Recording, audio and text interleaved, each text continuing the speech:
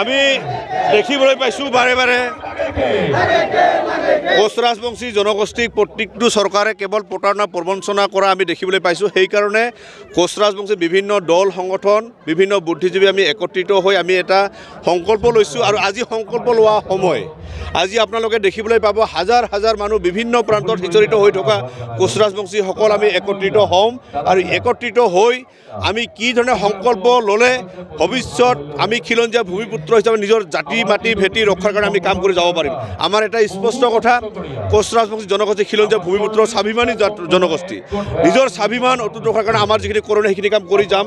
ৰাজনৈতিক পাছা খেলত বন্দী কৰি কোচ ৰাজবংশীসকলক যি বাৰে বাৰে অন্যায় অত্যাচাৰ কৰি আছে তাৰ কাৰণে আজি আমি একেলগে থাকি আমি সকীয়াই দিম।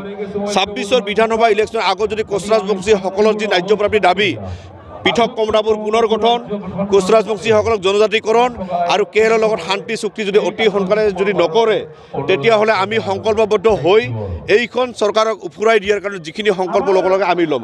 আমাৰ এটা স্পষ্ট কথা, ২৬ৰ বিধানসভা ইলেকশ্যনৰ আগত এক ইঞ্চিও ইফাল সিফাল কোচ ৰাজবংশী সমাজে নহয় যদি আমাক ন্যায্যৰ পৰা যদি বঞ্চিত কৰে, সাংবিধানিক অধিকাৰ পোৱাৰ পৰা যদি বঞ্চিত কৰে এইখন চৰকাৰক ফল ঠেকত পেলাৰ কাৰণে যি ব্যৱস্থা ল'ব লাগে আমি ল'ম।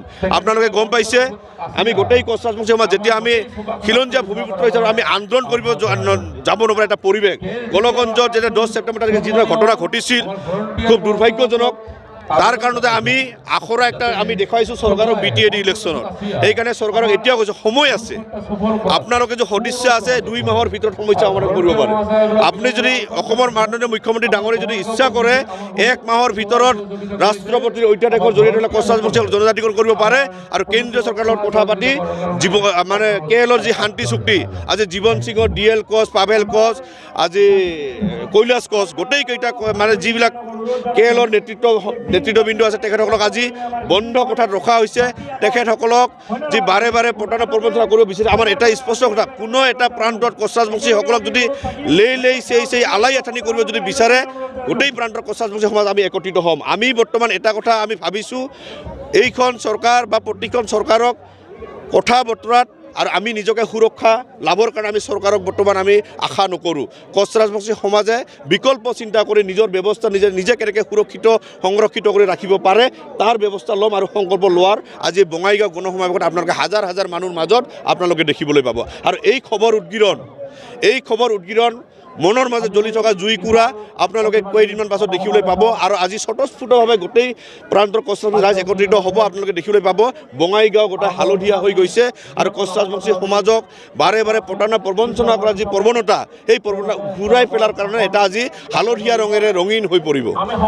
নৱেম্বৰত জনজাতিকৰণৰ প্ৰতিবেদন দিব বুলি চৰকাৰে কৈ গৈ আছে, এই ক্ষেত্ৰত আপুনি কি মন্তব্য দিব? চাওক, নৱেম্বৰ ডিচেম্বৰ আমি একো নুবুজোঁ, আমাক জনজাতিকৰণ লাগে। আমাৰ স্পষ্ট কথা, চিধা কথা, আমি কাৰো ৰাজনৈতিক পাখা খেলত আমি বন্দী হ'ব নিবিচাৰোঁ। আজি চৰকাৰে নৱেম্বৰত প্ৰতিবেদন দিব বিচাৰে তাৰ কিন্তু আমি দেখিবলৈ পাইছোঁ আজি আদিত্য খাকলাৰীক উচটোৱা হৈছে। আজি আদিত্য খাকলাই যদি অসমখন বচাব পাৰে, খিলঞ্জীয়াসকলক কোচ ৰাজবংশীক বাদ দি যদি অসমখন সুৰক্ষিত কৰিব বিচাৰে তেতিয়া সুৰক্ষিত কৰক। কোচ ৰাজবংশী সমাজে নিজৰ ব্যৱস্থা নিজে ল'ব পাৰে আৰু কোচ ৰাজবংশী সমাজে নিজে কেনেকৈ সুৰক্ষিত হ'ব পাৰে, কেনেকৈ কৰিব পাৰি আমাৰ সমাজখনক নিজৰ ব্যৱস্থা আমি নিজে ল'ম। সেইকাৰণে এটা কথা কৈছোঁ কি কোনো টাইম লাইন আমাৰ লগত নাথাকে। কোচ ৰাজবংশীসকলক জনজাতিকৰণ লাগিবই, ইয়াত কোনো কম্প্ৰমাইজ নাই। ২৬ৰ বিধানসভা ইলেকশ্যনৰ আগত কোচ ৰাজবংশীৰ ৰাজ্যপ্ৰান্তৰ যিকেইটা দাবী সাংবিধানিক অধিকাৰ তাৰ পৰা যদি বঞ্চিত কৰা হয় এইখন চৰকাৰক দলিয়াই দিয়াৰ ব্যৱস্থা কোচ ৰাজবংশী সমাজে কৰিব।